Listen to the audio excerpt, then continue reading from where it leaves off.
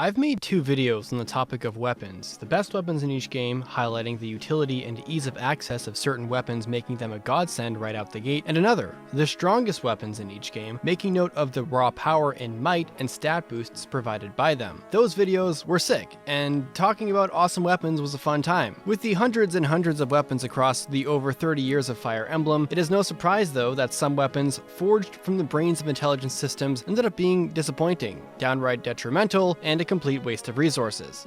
This video highlights the lowlights of Fire Emblem's weapons and why these particular weapons are bad. Gleipnir, Sacred Stones. Disappointing legendary weapons pop up every now and then in Fire Emblem, but few feel as lacking as Sacred Stones' Gleipnir. This dark tome features an impressive 23 might, the highest of any weapon in the game, and gives +5 skill when equipped with a base hit of 80, the same as the most accurate dark tome, Flux. So how could this weapon be bad?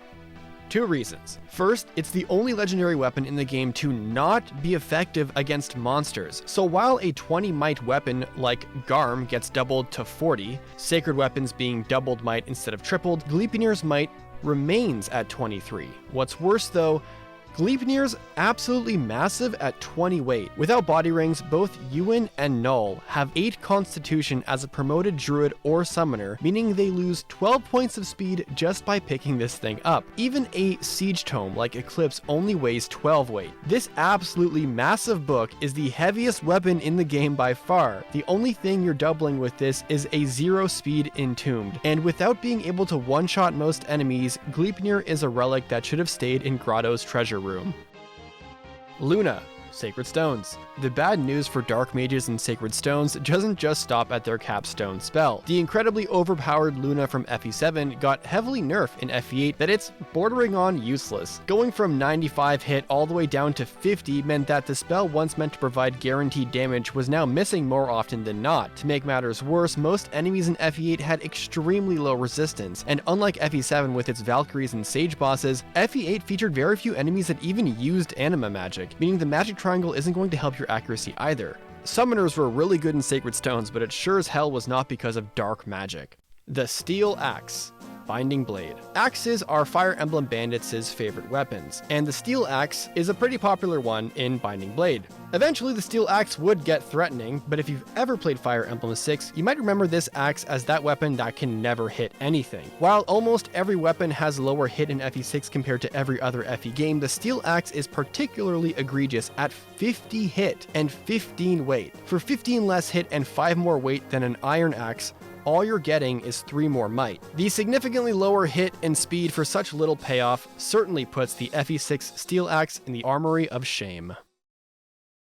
Slim swords, but especially in Tellius. A weapon introduced in FE4 as a lightweight option between iron and steel and might, the slim sword has never been above 3 base might in any future iteration. You might not remember it because it was so bad, but the slim sword existed in every single FE game from Genealogy through Radiant Dawn. In every game since FE4 until Engage, the iron sword is at least 2 might stronger, is light enough to never weigh down any sword wielder, has more uses, and is cheaper. It can potentially have the fringe use case in FE6 to provide more accurate hits to seal a kill where you don't want to risk RNG screwage. Its weaker might is also less of an issue in GBA simply due to enemy bulk being less than in Tellius. And, to be fair, the Slim Sword in Engage was given a significant dodge stat boost to encourage its use as a defensive anti-crit tool, but that's the only version that does this. The Slim Sword offers the player a measly 5% crit, an incredibly small amount that will rarely be reliable, but does admittedly allow players of the Japanese version of Path of Radiance to exploit an underflow glitch to get maximum crit.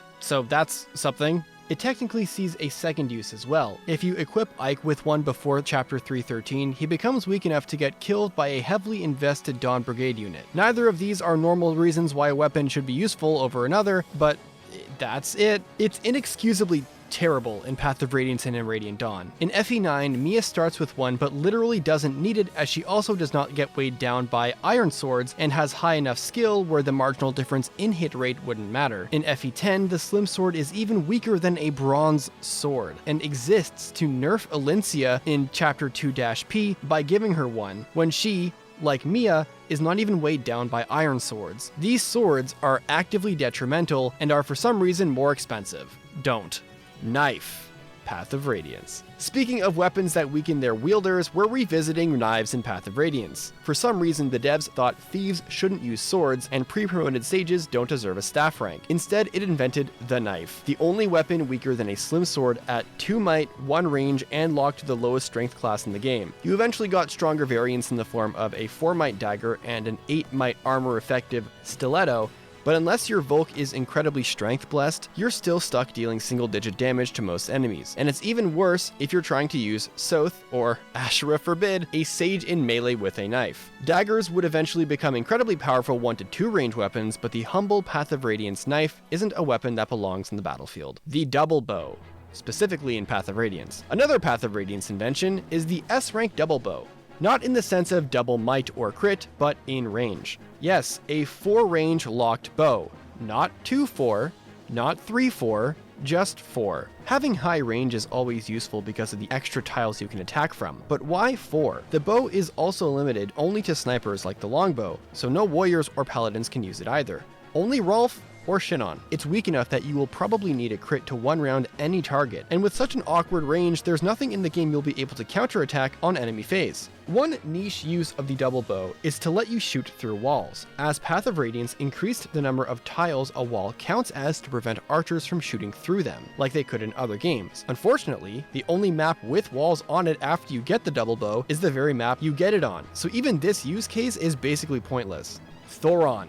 Radiant Dawn. Present in every game except Gaiden, Shadows of Valentia, and the GBA games, Thoron represents all things Thunder Magic wants to be. High might, reasonable accuracy, maybe some crit, but Radiant Dawn absolutely ruined the spell. For an S rank in Thunder Magic, something only Ilyana or Peleus are likely to even get, you get a spell with 9 might, 11 weight, 65 hit, and 5 crit. Keep in mind, Radiant Dawn is a game in which weapon weight is reduced by strength. Enemies have reasonably high resistance, and even though you deal triple damage to dragons, that's still nowhere near enough to one-round them, even assuming you hit or double. But for one of the most recognizable spells in Fire Emblem, Thoron deserved so much better than what Radiant Dawn gave it.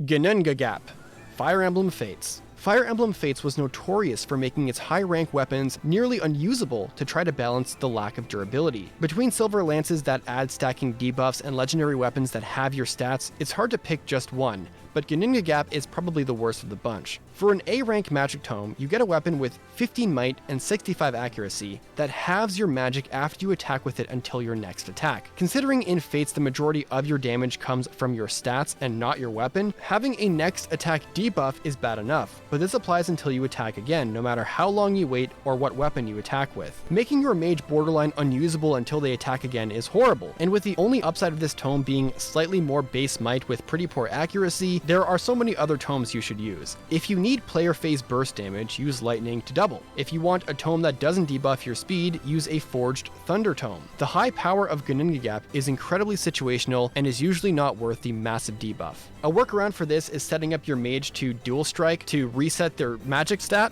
but you're micromanaging a lot just to deal with a shitty side effect. The Hammer, Three Houses. One of the most classic Fire Emblem weapons, the hammer has been in almost every single game and has had its share of its ups and downs, but perhaps no version seems as outclassed as its Three Houses appearance. At 10 might, 15 weight, and 60 hit, the hammer is quite heavy and inaccurate by Three Houses standards. Its triple armor effectiveness is still useful, but even on that side of things, it ends up falling into an awkward place because it's not the only armor effective axe. It's the middle of 3.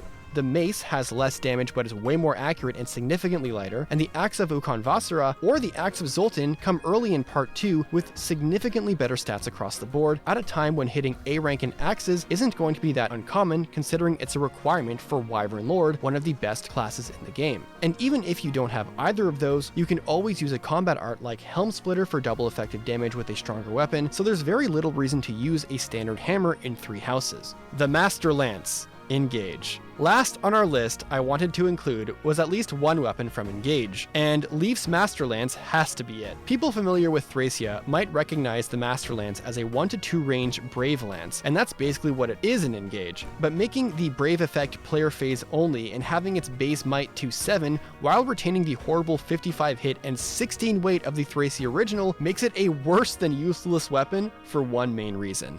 adaptability. Because the Master Lance is an emblem weapon, you will only have access to it while engaged with Leaf. Engaging with Leaf also activates his special skill, adaptability, which makes the game automatically choose what it considers the best weapon, end quote, whenever you get attacked. The exact calculations aren't important, but what is important is that the game will always prefer a weapon that can counter, and will always aim for a triangle advantage, even though that literally doesn't matter on enemy phase and engage so long as you aren't getting broken. What this means is that the Master Lance, a player phase utility weapon, will be equipped on enemy phase more often than any other weapon if you're being attacked at range by a sword. Your unit will likely weigh themselves down with 16 might, miss their attacks with 55 hit, do little damage if they only hit for 7 might, and potentially get themselves doubled because you get no choice in what you equip with when engaged with Leaf. And even if you take all your bad weapons off so you can only have one weapon, you can't turn these emblem weapons off. Once you hit the bond rank to unlock them, they are there forever. The Master Lance might not be Leaf's biggest issue in Engage, but it sure does not help. Can you imagine how good Leaf would be if he wasn't bogged down by these weird skills proccing all the time? And that will do it for today's video on the worst weapons we could think of in Fire Emblem. There are probably a bunch more weapons that we could list. Fire Emblem Fates' S-rank weapons are also notoriously bad. Silver weapons have these unfortunate trade-offs for stats. I'm sure there are some other Engage weapons. Venom weapons are kind of a meme, and I already talked about them before, but they would arguably make a good spot in at least some of the games, like in Shadows of Valentia, but these are the weapons that we think are just uniquely terrible. With that said, let me know if you have any weapons that you think are very, very bad that we didn't mention, and don't forget to leave a like on this video too after you comment, as that helps boost this video in people's recommended feed. And with that being said, I'll see you in the next one. Deuces.